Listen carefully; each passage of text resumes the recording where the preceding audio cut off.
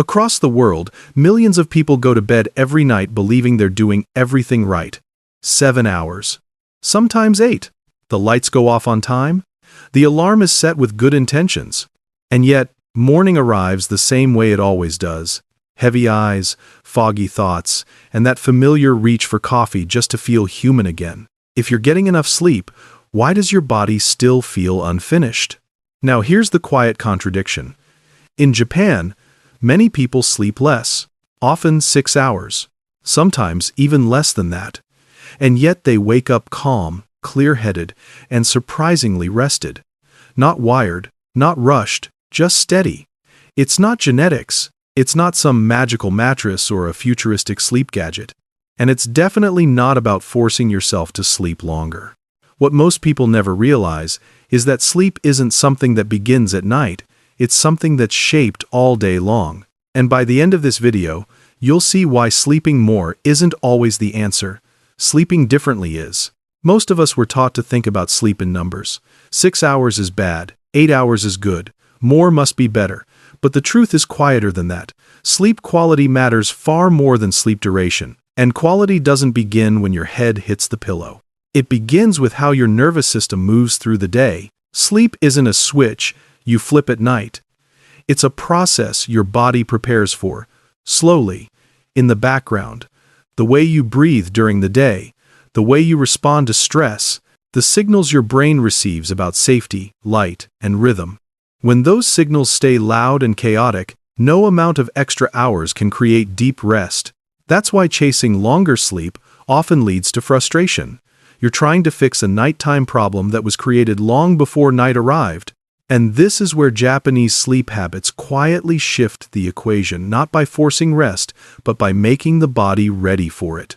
When night falls in most Japanese homes, the bedroom doesn't feel warm or cozy in the way many Americans expect. It often drops to around 55 to 60 degrees Fahrenheit, noticeably cooler than the Western average.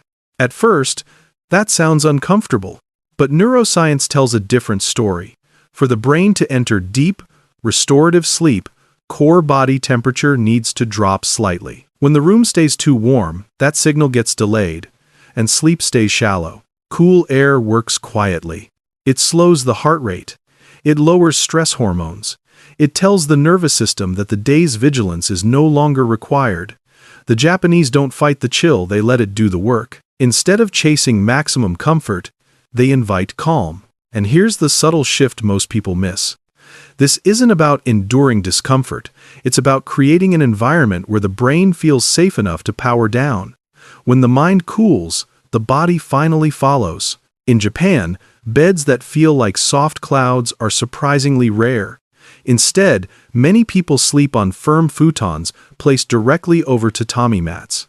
To an American audience, that might sound uncomfortable, even harsh, but the intention isn't toughness. It's alignment. A firmer surface keeps the spine neutral, allowing breathing to stay smooth and uninterrupted throughout the night. When the body doesn't have to constantly adjust for sinking or uneven support, the brain experiences fewer micro-awakenings. Heart rate stays steadier, muscles stay quieter, sleep becomes more continuous, not deeper through effort, but through stability. There's also a ritual built into this habit. Each morning, the futon is folded and put away. Night and day remain clearly separated. That simple act tells the brain, rest is complete. The day has begun. Structure like this doesn't just support the body, it supports rhythm. And rhythm is where restorative sleep truly starts. Before bed, many Japanese people follow a ritual that seems almost backward at first. They take a hot bath, often around 104 degrees Fahrenheit, just an hour or so before sleep. To most Americans, heat before bed sounds like the opposite of relaxing. But the body understands something the mind often overlooks. Sleep isn't triggered by warmth, it's triggered by cooling. The moment you step out of a hot bath, your body temperature begins to drop rapidly. Blood vessels expand, heat releases from the skin, and that quick cool down sends a powerful signal to the brain. Alertness fades, muscles soften, the nervous system shifts out of high gear. It's one of the most reliable ways to flip the body's natural sleep switch. For many, this bath isn't about hygiene at all. It's about transition. Dim lights, slow breathing, the steady sound of water.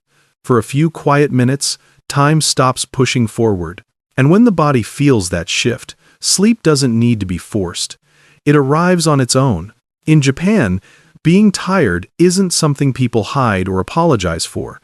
It isn't treated as a personal failure or a lack of discipline. It's treated as information, a natural signal from the body that energy has been spent and recovery is needed. There's even a word for it, inamuri, which means sleeping while still being present. You'll see people resting briefly on trains, in offices, even during long lectures, not because they're lazy, but because they're listening. This stands in sharp contrast to American culture, where exhaustion is often worn like a badge of honor. More hours, more hustle, less rest. But when tiredness is ignored all day, it doesn't disappear at night. It follows you into bed, keeping the nervous system alert long after the lights go out. Here's the part most people don't realize. Many cases of insomnia aren't caused by night at all. They're caused by a day that never allowed rest. When fatigue is respected instead of resisted, sleep stops feeling like a battle. It becomes a response. The body finally hears itself and responds with rest. Instead of forcing themselves through long, exhausting days, many Japanese people rely on something far more strategic, a short reset. Not hours of daytime sleep, not collapsing into deep rest, just 20 minutes. Long enough to refresh the brain, but not long enough to confuse it. Science supports this approach. Brief naps under 30 minutes help restore alertness, improve memory, and sharpen focus without pushing the brain into deeper sleep cycles.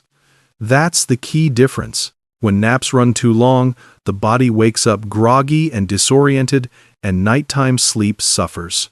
But when they stay short, the brain gets exactly what it needs and nothing more. You'll see this habit woven quietly into daily life. A few minutes resting on a train ride home, a brief pause at work with eyes closed, breathing slow.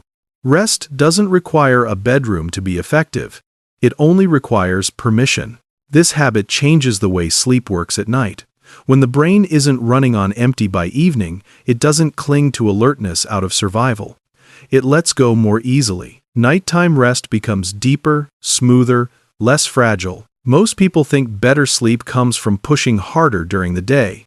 But often, it's the opposite. When you pause briefly, the body doesn't panic at night.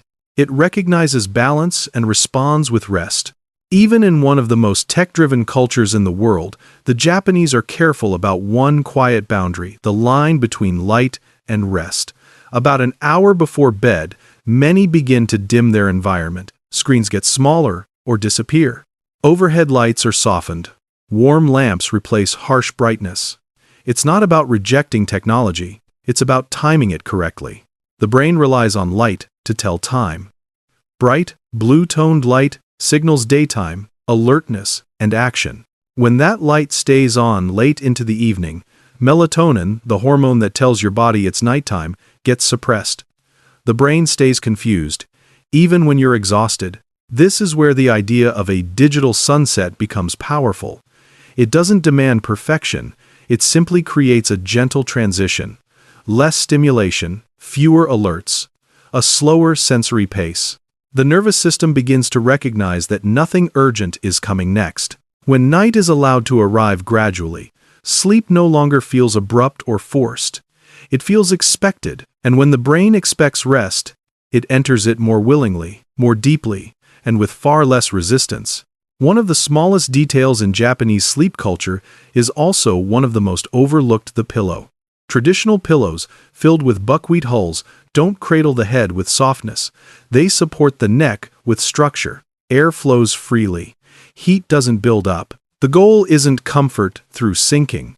It's comfort through support. When the neck feels stable, the body receives a subtle but powerful message. It's safe to let go. The nervous system responds by relaxing muscle tension and slowing the breath. This effect becomes even stronger when paired with slow, rhythmic breathing. Inhale for 4 seconds. Hold for 7. Exhale for 8. Each breath reinforces the same signal: there's no threat here. Sleep often struggles not because the body is tired, but because it doesn't feel secure. When posture is supported and breathing slows, vigilance fades naturally. The mind doesn't need to be convinced to sleep. It needs permission, and safety is what finally grants it. When you step back and look at these habits together, something important becomes clear. None of them are extreme. None require expensive tools or radical lifestyle changes. What they create isn't luxury, it's alignment. A cooler room, a supportive surface, a warm transition into night, respect for fatigue, short pauses during the day, fewer screens, a body that feels held instead of rushed. Japanese sleep culture reminds us of something we've forgotten. Deep rest isn't built by sleeping longer. It's built by living in a way that allows the nervous system to feel safe. When the body stops defending itself, sleep stops being fragile. It becomes steady. If you've been exhausted for a long time, start small tonight. Choose the habit that feels easiest, not the one that sounds most impressive. And notice how your body responds when rest is no longer something you chase, but something you allow. Which of these habits will you try first tonight? If this changed the way you think about sleep, share it with someone who's tired of being tired. Sometimes the quietest changes create the strongest results.